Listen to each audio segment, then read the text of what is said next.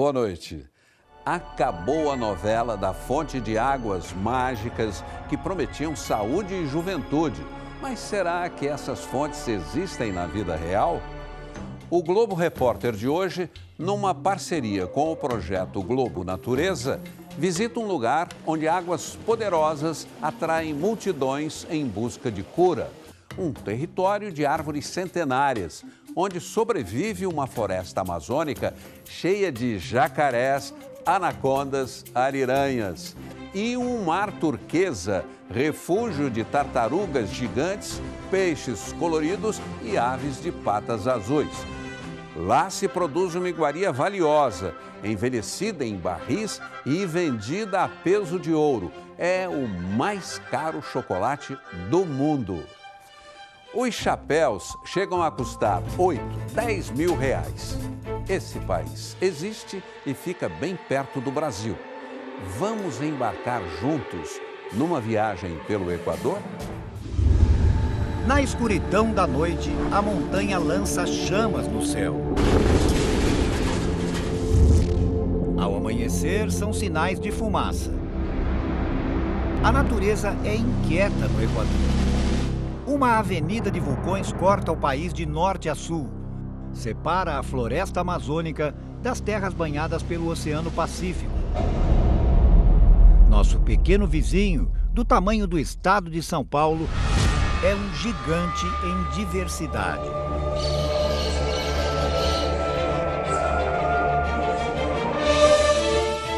Entre duas cadeias de montanhas da Cordilheira dos Andes estão os vales mais altos do Equador. Lugar de extremos, com gelo e fogo num eterno duelo. Os vulcões dominam a paisagem e influenciam a vida de quem vive perto deles, para o bem e para o mal. Oferecem perigo e vantagens. É o caso desta cidade aí embaixo. Banhos de Água Santa, encravada no meio das montanhas. Banhos seria uma cidadezinha comum se não fosse o temperamento inconstante deste vizinho, chamado Tungurahua. Na língua quechua dos primeiros habitantes dessas terras, Tungurahua quer dizer garganta de fogo. Ele é um dos mais ativos vulcões do Equador. Quando acorda para valer, o estrago pode ser grande.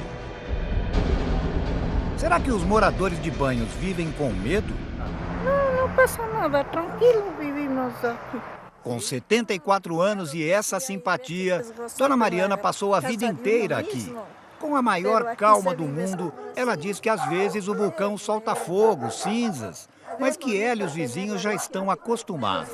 Já depois nós nos acostumamos a dormir aqui. São pouco mais de 15 mil moradores na cidade que cresceu até a beira do penhasco.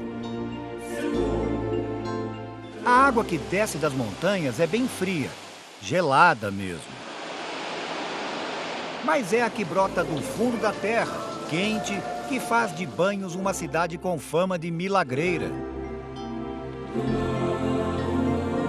São nascentes que alimentam piscinas termais como essa. Existem várias, que representam entre 60% e 70% de toda a renda da cidade. Dizem que elas têm poderes medicinais, essas águas. Entre os componentes químicos, cálcio, magnésio, enxofre, potássio. A temperatura é de até 50 graus. São banhos que atraem gente do país inteiro. Ah, que chévere! Maria Helena vem da capital, Quito, uma vez por ano, em busca de alívio para certas dores. É para os huesos que duele.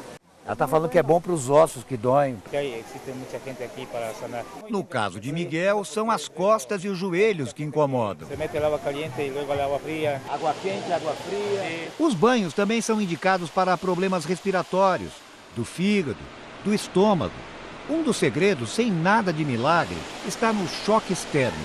Eles melhoram a circulação do sangue e ajudam a eliminar as toxinas. O tratamento alterna mergulhos nas piscinas de água quente e duchas de água gelada das cachoeiras. Umas lindas piscinas para banhar-se. Animadíssima, Laura diz que encontrou aqui o que a humanidade procura há milênios: a fonte da juventude. Ah, quem chega velho sai mais novo. 3 veces en la semana vengo a nadar, a nadar. 3 vezes por semana. Sí. O Tungurahua passou décadas adormecido. Quando acordou em 1999, moradores da cidade tiveram que sair às pressas. Ficaram fora 3 meses. Em outra erupção forte em 2006, todos já estavam mais bem preparados, com rotas de fuga bem definidas. A relação das pessoas com o vulcão é de respeito, com um certo amor e algum temor ao mesmo tempo, me diz Esteban, lembrando do que já viu. Muita cinza, pedras vulcânicas pequenas. É nosso amigo, mas assim mesmo nosso inimigo quando nos hace assustar com as erupções. Amigo e inimigo. Sim, essa seria a palavra.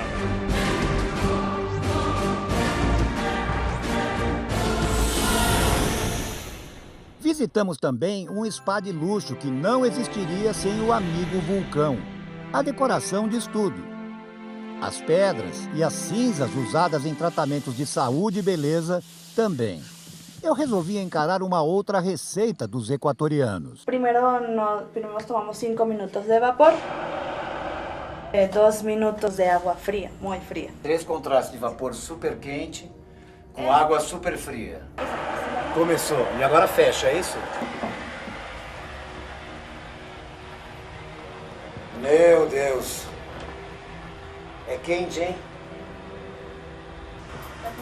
Praticamente estou me sentindo numa guilhotina aqui. Aqui eles chamam isso de banho de cajón, banho de caixão. Na verdade é uma sauna, né? Em que a cabeça fica fora. A sensação do pescoço para baixo é de estar num forno. Quente. Ai, meu Deus, ainda agora vem água fria.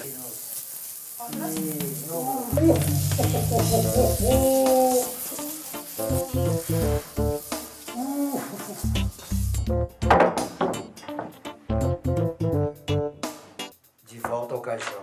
O vai e vem entre o quente e o frio dura 1 hora. O resultado é de absoluto relaxamento.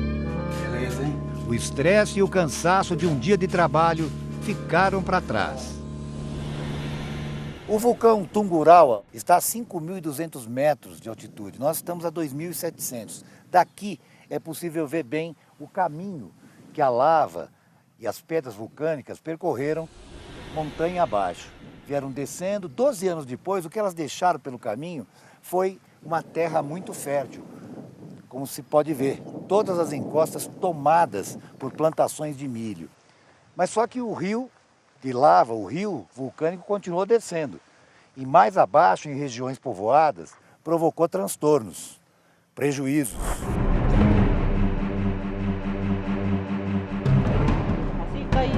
Testemunhas da grande erupção de 2006 dizem que o ruído parecia o urro de um animal feroz.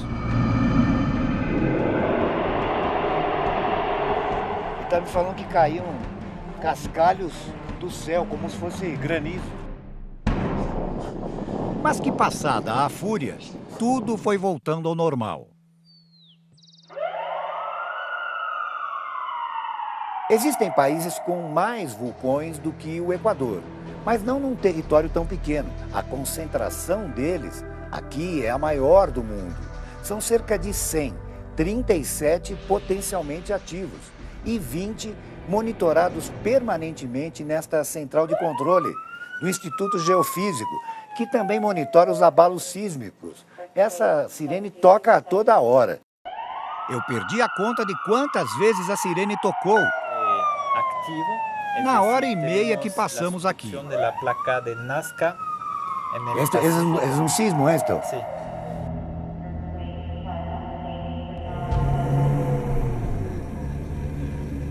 De volta à Avenida dos Vulcões, vamos em direção ao sul do país.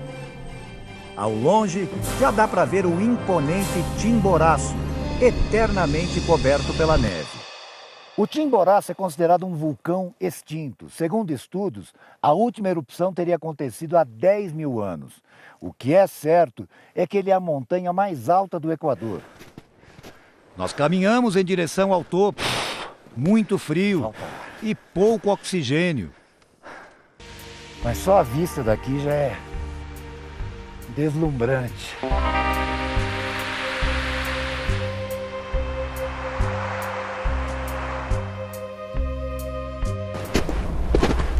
Na descida, no meio da imensidão, flagramos o passeio de um raro habitante deste tipo de ambiente, o tímido e solitário lobo de páramo equatoriano.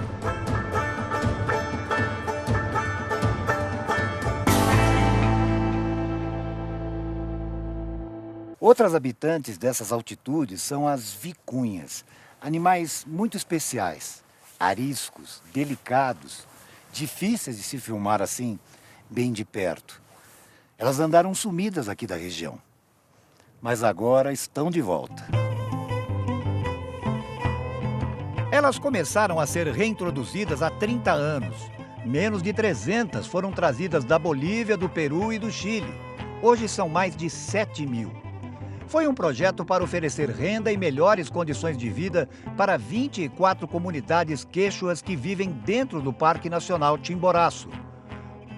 Pouco mais de 800 pessoas que só agora estão sendo autorizadas a tosquiar os animais. Esse trabalho que a dona Inês está fazendo pode durar muitos dias, talvez 10 dias para se limpar um pedaço de lã como esse. O fato é que no final essa fibra é muito fininha. Ela é mais fina que a da alpaca, que a da lhama, e ela ao mesmo tempo esquenta muito. Ela se torna uma das fibras mais preciosas que existem, das mais caras, porque é rara, porque dá esse trabalho todo. Pero este es trabajo de las mujeres, tenemos que ser fuertes y valientes para seguir triunfar. As mulheres têm que ser valentes e fortes para fazer esse trabalho. Mas só que 1 quilo do material bom pode custar de 250 a 300 dólares. Roupa feita com isso aqui, então, os preços são muito altos. Um cachecol, 1.000 dólares.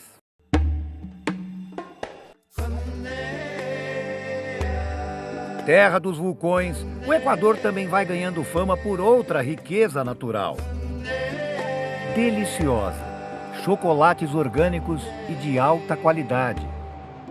Já tínhamos exportado 250 anos uma das favas de cacau mais reconhecidas na indústria chocolateira do mundo e não tínhamos feito o nosso próprio chocolate. Era um bocado como, não sei, a França exportar as uvas para que alguém nos Estados Unidos o converta em vinho, coisa assim de ridícula, não? Santiago Peralta pegou gosto pelos orgânicos quando morou na Alemanha. De volta ao Equador, há 15 anos, trocou a carreira de advogado pela de chocolateiro. A fábrica em Quito produz 8.000 barras por dia, metade para exportação. O cacau vem de pequenos produtores e a empresa aposta no conceito do terroir, muito usado na produção de vinhos. O solo de origem pode conferir características únicas ao chocolate. Muito bom. Não. É a natureza do cacau. E cada fava é diferente. Cada fava tem um sabor diferente. Sabores latino-americanos foram incorporados às receitas de chocolate escuro, com alta porcentagem de cacau e sem ingredientes químicos. A sal de Cusco que provaste. Ousadias gastronômicas premiadíssimas. Mas e o chocolate mais caro do mundo? Ele também é equatoriano. E a história dele começa com plantas muito especiais. Estamos falando do cacau fino de aroma e de sabor, mesmo assim, fresco. É muito docinho mesmo esse. No fruto assim, colhido, já dá para perceber que tem uma doçura especial, delicioso. Sim, este é muito delicioso. Árvores como essa, com material 100% puro geneticamente, são muito raras hoje em dia. Quase entraram em extinção. Elas são árvores velhas, que produzem pouco, mas o que elas produzem vale muito. Wagner, de 56 anos, tem 7 dessas preciosidades centenárias, identificadas por testes de DNA e marcadas no meio das outras. Assombrados de ver que... Ele diz que a avó e o pai dele morreram sem saber que eram donos de um tesouro. O destino do cacau nacional puro sangue é esta pequena fábrica num bairro de Quito, onde ele é transformado em chocolate de alto luxo. Chocolate mais caro do mundo. Ai, que reír, não? Sim, pois que... Como você disse em Brasil, é de rir à toa, né? Denise, Carl e Jerry. Um americano, um austríaco e uma filha de índios equatorianos. Mistura de culturas e de ideias que deu origem a uma empresa de sucesso, com um jeito diferente de fazer chocolate orgânico, sem química. Ele é envelhecido neste formato de moeda, em antigos barris usados para vinho, conhaque, uísque, e depois derretido e transformado em barras. Produção bem limitada. Estão ouvindo essa barulheira atrás da porta? É a moldagem final das barras de chocolate. É a hora em que um trabalho tão delicado vira pancadaria.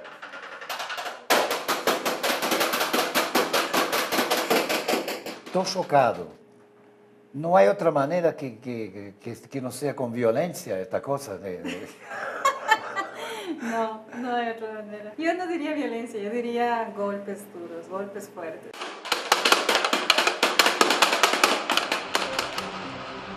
O resultado, porções de 50 gramas com estátuas de obras de arte e até acompanhadas de algumas delas mesmo. Gravuras originais, em edições exclusivas. E o produto final? O produto final é esse aqui. Essas caixas aqui, que podem variar de uns R$1.000 a R$2.500, R$2.600. Chegou a hora da degustação e num ambiente super especial. Vamos lá? Estamos numa adega de vinhos, mas o que está sobre a mesa é mesmo chocolate. São 4 chocolates de 3 anos diferentes e um que é o do primeiro ano, é um chocolate envelhecido. Si trabajamos con la variedad de cacao. Explicou que a pinça é porque na hora de cheirar o chocolate, o cheiro que ele tem na mão pode interferir, né? Les recomiendo. Recomendou quebrar no meio, não é isso? A água é para limpar o sabor entre os chocolates. Sabores poderosos. Difícil escolher qual a melhor safra. Melhor apreciar as diferenças entre elas. Calmamente. Simples assim. Uma delícia. Cacau, chocolate e Equador. Uma exuberante floresta amazônica, cheia de jacarés, anacondas, papagaios selvagens e periquitos. Voltamos já já.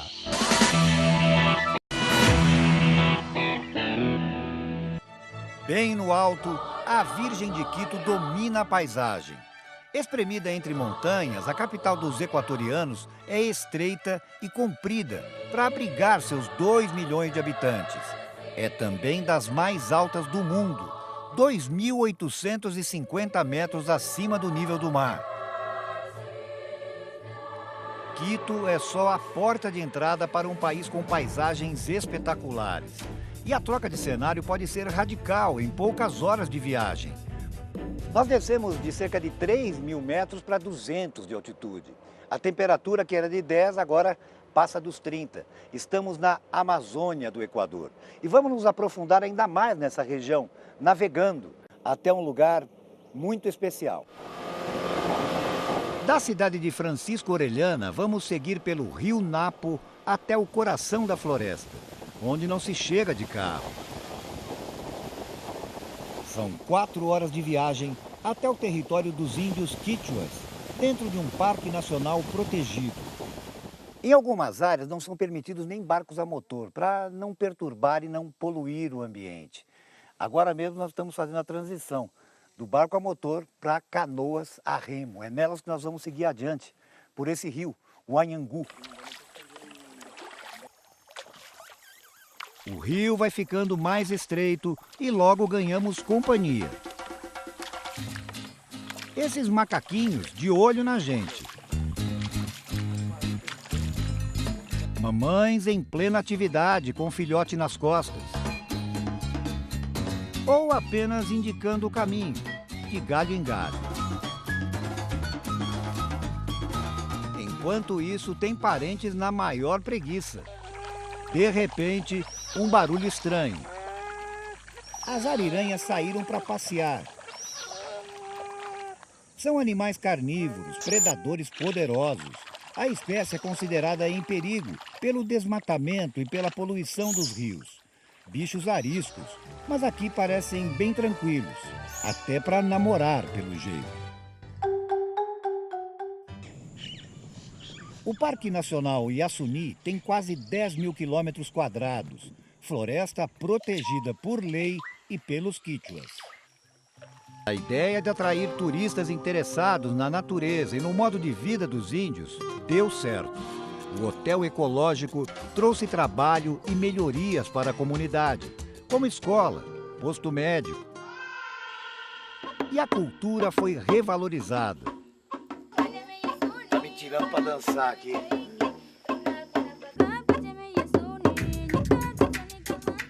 Mas a principal atividade por aqui é mesmo se embrenhar na floresta.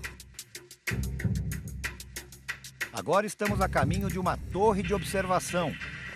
Caminhando até aqui já foi difícil. Aí a gente olha para cima, mas dá vontade de ir lá, né? De ficar perto da copa daquela árvore lá, ó. Bem legal. Tentaremos.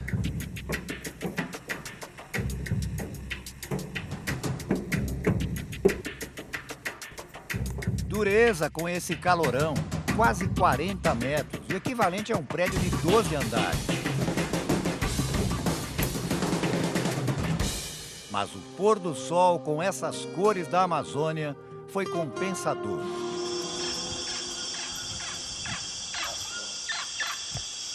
E a descida foi moleza depois, mas voltar pela trilha no escuro... Quando te pica... Nem tanto. Fiebre, hasta 2 a 3 dias de fiebre. Só mesmo o olhar treinado do guia para revelar um festival de pequenas vidas noturnas. Tá morto isso. Melhor a gente se apressar até o barco. Raios anunciavam tempestade equatorial ao longe. Amanhecer no Lago Anhangu. E logo topamos com quem manda nele. O grande jacaré é tido como o rei do pedaço. Enrolada no meio da folhagem, uma anaconda, que nós chamamos de sucuri, digerindo a última refeição.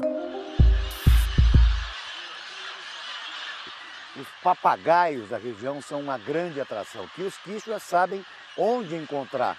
E em grandes bandos, olha aquilo ali. E tem um motivo. O barro da encosta contém sal, que é importante na alimentação das aves. Elas passam por aqui todo dia, com hora marcada. São pelo menos 3 espécies diferentes. Num outro local, dentro da mata, são os periquitos que se juntam e dão show, também em busca de sal.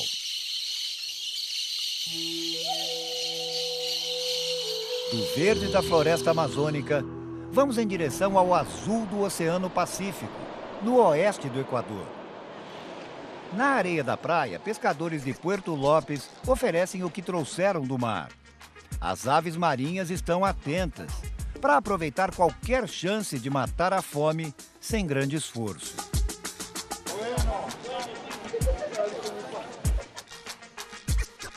Numa lancha rápida, teremos 1 hora de viagem até a Ilha da Prata, a 60 quilômetros do continente. O nome tem a ver com o fato da ilha ter sido um esconderijo de piratas. Em séculos passados, hoje, ela guarda outro tipo de tesouro. É um refúgio de vida selvagem. A ilha faz parte do Parque Nacional Machalila, criado há 40 anos, e é conhecida como a Pequena Galápagos, por causa da exuberância de certos habitantes. A água rica em nutrientes é viveiro de muitas espécies, como as tartarugas marinhas, que se aproximam para o lanche, bem confiantes pela proteção que tem nesta área. Em terra firme, a primeira impressão é de um lugar árido, sem vida. Mas o Juan me explica que esta é uma floresta tropical seca. As árvores estão apenas dormindo, esperando a volta da estação das chuvas. Em alguns meses, tudo estará verde e florido por aqui. Escolhemos uma das trilhas possíveis e seguimos em frente. Não demora muito e damos de cara com o nativo mais famoso da Ilha da Prata. O jovem Atobá se assusta fácil e ainda não adquiriu a principal característica da espécie, as patas azuis das aves adultas. Quanto mais forte o tom, maior chance dos machos conquistarem parceiras para o acasalamento, que tem a ilha como cenário, ano após ano. A da esquerda é a fêmea, maior e possivelmente mais velha, porque tem a pata mais azul, e a direita o macho, menor, que pode passar dias aí fazendo essa corte, né? Assobia, ela diz que não. Um casal como esse vai permanecer junto durante alguns meses, né? Eles se revezam no ninho para chocar os ovos e depois, ainda durante algum tempo, vão alimentar os filhotes ainda pequenos. Depois eles se separam. Não são daquelas aves que passam a vida inteira casados. Esses dois aí já passaram faz tempo das preliminares. O resultado está escondido debaixo da fêmea. 2 futuros filhotinhos. O interessante é que a parte central, onde estão os ovos, fica bem limpinha, né? Mesmo irmãos, os filhotes bem branquinhos podem ter uma grande diferença de tamanho logo cedo. É bem comum que só o mais forte sobreviva. Casi o tamanho do adulto.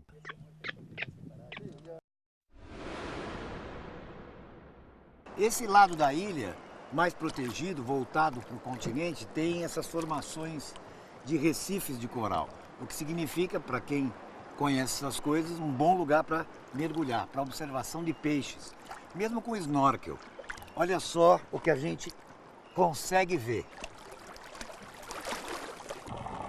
Muita cor, por todos os lados, bem perto. Cardumes enormes embaixo do nosso barco. Um peixe maior, solitário, nos leva mais fundo, junto aos recifes. Uma serena tartaruga acompanha a nossa visita a este paraíso.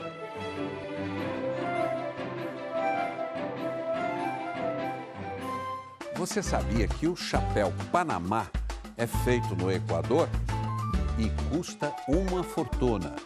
É daqui a pouco.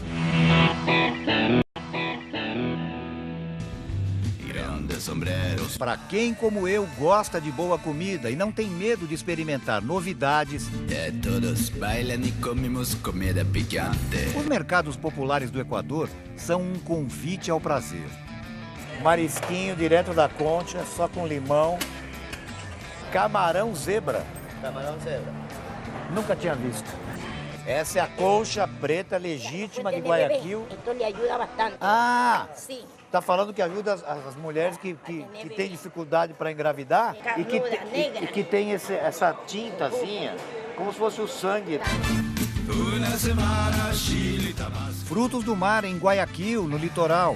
E também no Mercado Central de Quito, no alto da Cordilheira dos Andes, por que não?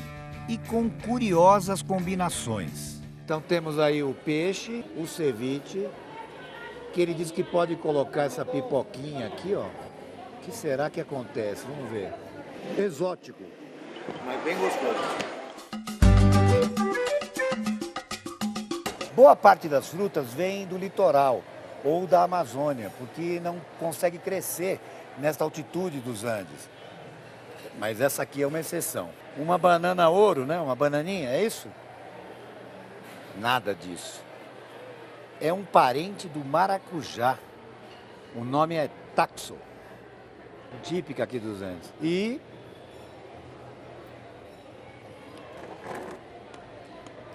muito gostosa para comer, com caroço e tudo, como o maracujá. Secura el espanto. Essa placa me chamou a atenção. Na verdade, existem várias iguais nessa parte aqui do mercado. São barracas de flores e de ervas medicinais. Pelo que eu entendi, espanto, no caso, são energias ruins, um mal-estar provocado por elas. E a cura é um processo tradicional. Acompanhamos o tratamento do Juan. Com um ovo, a rezadeira faz uma espécie de radiografia do paciente. 3 sopros e o ovo vai parar dentro do saco plástico. A rezadeira examina o resultado. Diz que Juan está estressado, preocupado e que deve botar tudo para fora. Desculpa 3 vezes. Para completar, uma surra de leve, com ervas medicinais. Tem urtiga no meio desse maço aí. E ainda um banho de óleo. Na saída, recomendações. O Senhor lhe vai dar as boas energias. Ela diz que ele não pode comer uma série de coisas, como amendoim, carne de porco, e não pode muito dar a mão, porque a